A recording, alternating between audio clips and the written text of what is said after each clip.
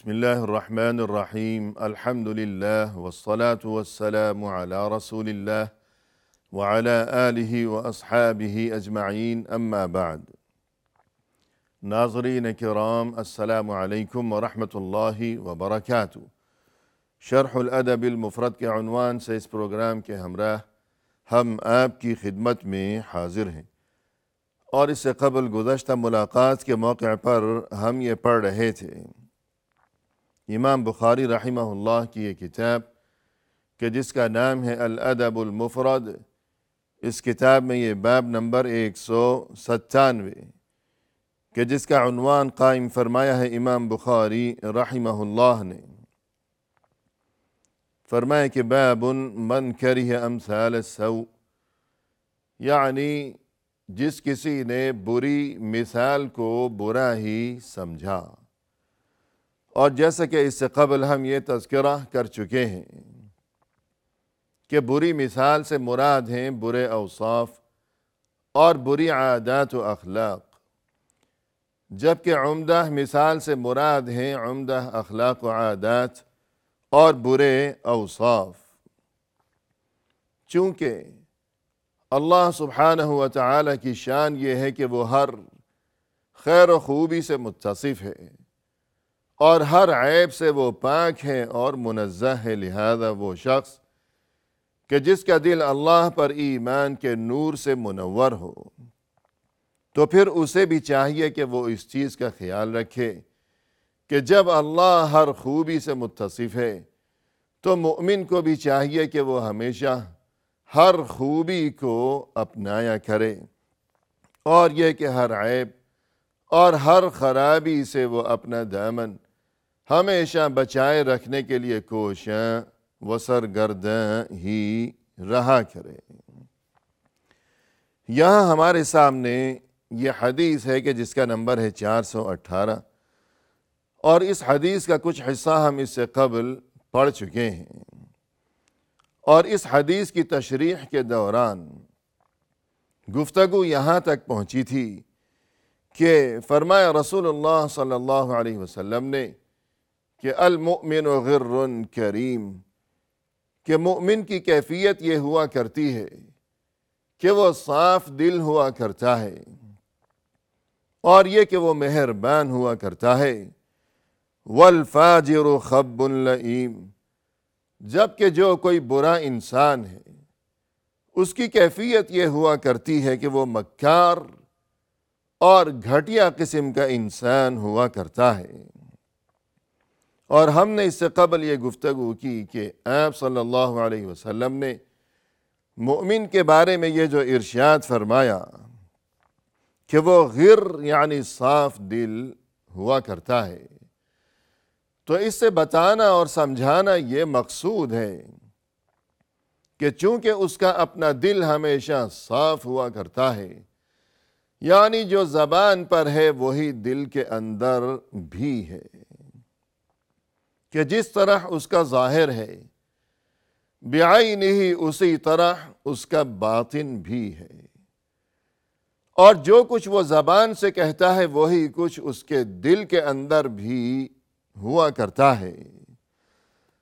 اور یہ کہ وہ صاف دل قسم کا انسان ہے، لہذا وہ اپنی طرح دوسروں کو بھی وہ سبھی کو اچھا انسان اور صاف دل انسان ہی وہ سمجھا کرتا ہے، چونکہ یہ حقیقت ہے کہ انسان خود جیسا ہوا کرتا ہے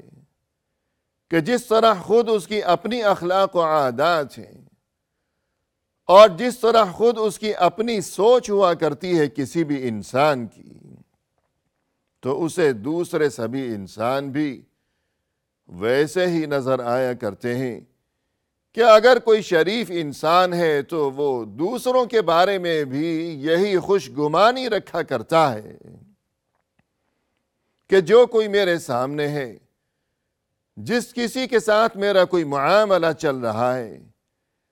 کوئی رشتہ طے پانے والا ہے یا خرید و فروخت کا کوئی وہاں سلسلہ ہو یا جو کچھ بھی معاملات درپیش ہوں، ہر ایک کے بارے میں یہ انسان یہی انداز فکر رکھتا ہے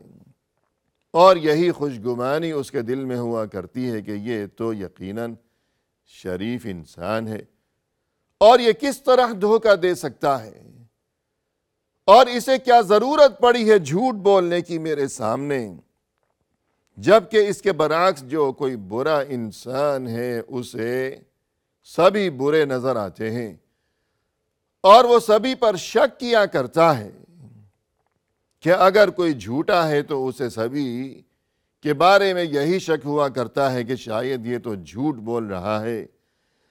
اگر کوئی چور ہے تو اسے سبھی چور ہی نظر آیا کرتے ہیں، چونکہ یہ حقیقت ہے اور انسان کا یہی مزاج ہوا کرتا ہے۔ لہذا المؤمن غر کریم، مومن چونکہ غر یعنی صاف دل قسم کا انسان ہوا کرتا ہے، لہذا وہ سبھی کو صاف دل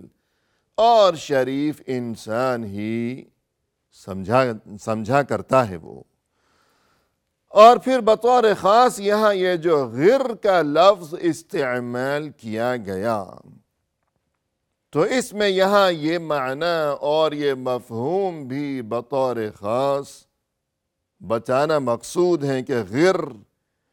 اور اسی طرح اغترار اور اسی طرح غرور، اس میں در حقیقت دھوکے کے معنی بھی پائے جاتے ہیں۔ مثلا غرور یعنی جو کوئی غرور دکھاتا ہے وہ دھوکے میں مبتلا ہے، خود اپنے آپ کو وہ دھوکہ دے رہا ہے کہ یہ انسان، یہ حقیر قسم کا انسان، کہ حقیر سے مراد یعنی کہ اللہ نے انسان کو نطفے سے پیدا فرمایا ہے، یہ تو انسان کی حقیقت ہے کہ ایک قطرے سے پیدا شدہ یہ انسان۔ اولم یر الانسان انا خلقناہ من نطفہ فاذا هو خصیم مبین، کیا انسان اس حقیقت کو بھول گیا؟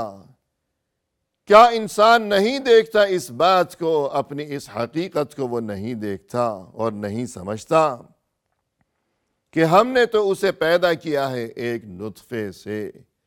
پانی کے ایک قطرے سے، فَإِذَا هُوَ خَصِيمٌ مُّبِينٌ، مگر اس کی کیفیت یہ ہو گئی کہ جوان ہونے کے بعد، طاقتور ہو جانے کے بعد وہ جھگڑالو بن گیا، جھگڑا کرتا ہے وہ دوسروں کے ساتھ، اور یہ کہ کسی کو بے عزت کیا، کسی کو زد و کوب کیا، کسی کو ستایا، کسی کا حق دبایا، حالانکہ کس قدر کمزور چیز سے اللہ نے اسے پیدا کیا ہے۔ اور جیسا کہ مثال مشہور ہے، فرمائے کہ اولہ نطفہ وآخرہ جیفہ، کہ انسان کی حقیقت تو بس اتنی سی ہے کہ اولہ نطفہ، کہ ابتدا میں وہ تو ایک حقیر سا قطرہ تھا، پانی کا ایک قطرہ، ایک نطفہ حقیر، اور یہ کہ جو اس کا انجام ہونے والا ہے وہ یہ کہ جیفہ یعنی ایک لاش۔ تو جب انسان کا یہ اول و آخر ہے اور انسان کا یہ آغاز اور یہ انجام ہے، پھر اس کے باوجود اگر انسان غرور کرے گا، تکبر دکھائے گا، تو اس کا مطلب یہ ہوا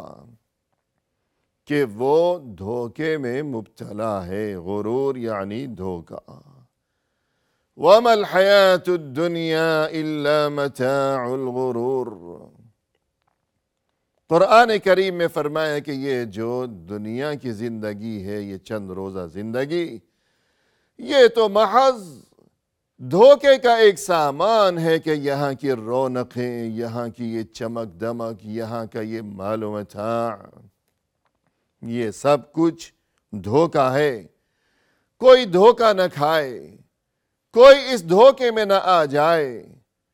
بلکہ جو حقیقت ہے اسے انسان ہمیشہ ذہن نشین رکھے کہ یہ دنیا تو محض یہ تو مسافر خانہ ہے، چند روزہ یہ عارضی و فانی زندگی، اور اس کے بعد یہ کہ جب یہ آنکھیں بند ہو جائیں گی تب در حقیقت آنکھیں کھلنے کا وقت آئے گا،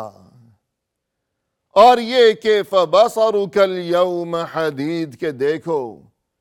فَكَشَفْنَا عَنْكَ غِطَاءَكَ فَبَصَرُكَ الْيَوْمَ حَدِيدٌ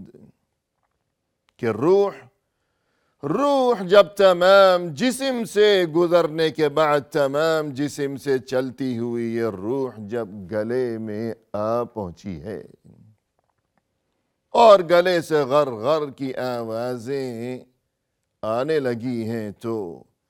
فَكَشَفْنَا عَنْكَ غِطَاءَكَ دیکھو اے انسان، اب ہم نے تمہاری آنکھوں سے پردے کو ہٹا دیا ہے۔ فَبَصَرُكَ الْيَوْمَ حَدِيدٌ اب تمہاری یہ آنکھیں یہ تو بہت تیز ہو گئی ہیں کہ زندگی بھر تم ان آنکھوں سے جن فرشتوں کو اور جن مناظر کو نہیں دیکھ سکے تھے آج پردے ہٹا دیے گئے۔ دنیا والے یہ سمجھ رہے ہیں کہ آنکھیں بند ہو رہی ہیں، موت کی غشی طاری ہو رہی ہے، لیکن در حقیقت آنکھیں اب کھل رہی ہیں۔ تو انسان اگر اس حقیقت کو فراموش کیے رکھے اور دنیا میں دل لگائے رکھے تو اس کا مقصد یہ ہوا کہ وہ بڑے دھوکے میں مبتلا ہے۔ الغرض ناظرین کرام، غر یا غرور اس میں دھوکے کے معنی بھی پائے جاتے ہیں، لہذا بتانا یہ مقصود ہے کہ مومن چونکہ صاف دل ہوا کرتا ہے اس لیے وہ سبھی کو اپنے ہی جیسا وہ شریف انسان سمجھا کرتا ہے، لہذا نتیجہ یہ برآمد ہوتا ہے کہ وہ بعض اوقات دھوکہ کھا جاتا ہے۔ غر یعنی دھوکہ کھا جاتا ہے، اس کے ساتھ دھوکہ ہو جاتا ہے، لوگ اسے دھوکہ دے ڈالتے ہیں کہ یہ تو سیدھا سادھا انسان ہے، لیکن اگرچہ وہ دھوکہ کھا گیا کیونکہ اس نے سبھی کو اپنے ہی جیسا شریف انسان سمجھا اور یوں خوش گمانی کی وجہ سے وہ دھوکہ کھا گیا، لیکن کریم، دوسری صفت یہ کہ کریم، چونکہ وہ کریم ہے اور چونکہ وہ مہربان ہے، وہ تنگ دل نہیں ہے، وہ بخیل نہیں ہے، وہ کنجوس نہیں ہے، وہ کم ظرف نہیں ہے، اس کا دل چھوٹا نہیں ہے، اور یہ کہ دنیا کا یہ حقیر مال و متاع یہ اس کا مطلوب و مقصود نہیں ہے، وہ پیسے کا پجاری نہیں ہے، لہذا دھوکہ تو وہ کھا چکا اور اسے بخوبی اس بات کا علم بھی ہو گیا کہ میرے ساتھ دھوکہ ہو چکا ہے، لیکن وہ فتنہ و فساد برپا نہیں کرتا بلکہ خاموشی اختیار کیا کرتا ہے، فتنے سے وہ بچتا ہے، اور وجہ یہ ہے صبر کی اور برداشت کی اور خاموشی کی اور فتنے سے بچنے کی وجہ یہ ہے کہ وہ کریم یعنی مہربان ہے، اس کا دل بڑا ہے، وہ معاف کرنے کا عادی ہے، جس نے اسے دھوکہ دیا ہے، قصور کیا ہے، وہ تو پہلے سے ہی یعنی یہ مومن تو پہلے سے ہی دوسروں کو معاف کرنے کا عادی ہے، لہذا اب یہ اسے بھی معاف کر دے گا، فتنہ و فساد برپا نہیں کرے گا، اور پھر یہ کہ یہ تو پہلے سے ہی کریم ہے، دوسروں کو دیا کرتا ہے، لہذا چونکہ ہمیشہ سے ہی یہ دیتا چلا آ رہا ہے دوسروں کو اپنا مال، اپنا روپیہ پیسہ، تو اب اگر کچھ مال چلا گیا، دھوکے سے ہی چلا گیا، تو اسے تو عادت ہے اپنا مال دوسروں کو دینے کی، لہذا اب بھی چلا گیا تو کوئی بات نہیں، یہ صبر سے کام لے گا، کیونکہ اسے تو عادت ہے، یہ کریم ہے، مہربان ہے، پہلے سے ہی دیتا چلا آ رہا ہے۔ اور اس کے علاوہ یہ کہ یہ اس لیے بھی صبر سے کام لے گا دھوکہ کھانے کے بعد کہ یہ جانتا ہے کہ اللہ کے علم میں سبھی کچھ ہے، اللہ ہر ایک کو دیکھ رہا ہے، اللہ سے کچھ بھی پوشیدہ نہیں ہے۔ ان اللہ کان علیکم رقیبا، اللہ تو یقیناً تم پر نگرانی کر رہا ہے۔ اور فرمائے کہ وَكَفَى بِاللَّهِ حَسِيبًا، حساب و کتاب لینے کے لیے اللہ تو بہت ہی کافی ہے۔ لہذا جب مومن کے دل میں یہ یقین ہے اور یہ عقیدہ و ایمان ہے کہ دنیا میں اس نے میری شرافت سے ناجائز فائدہ اٹھایا اور مجھے دھوکہ دے دیا ہے اس نے، لیکن دنیا میں یہ بچ گیا، چلو چھوڑو، رہنے دو اسے، اللہ سے بچ کر یہ کہاں جائے گا؟ اللہ خود ہی حساب و کتاب لے لے گا۔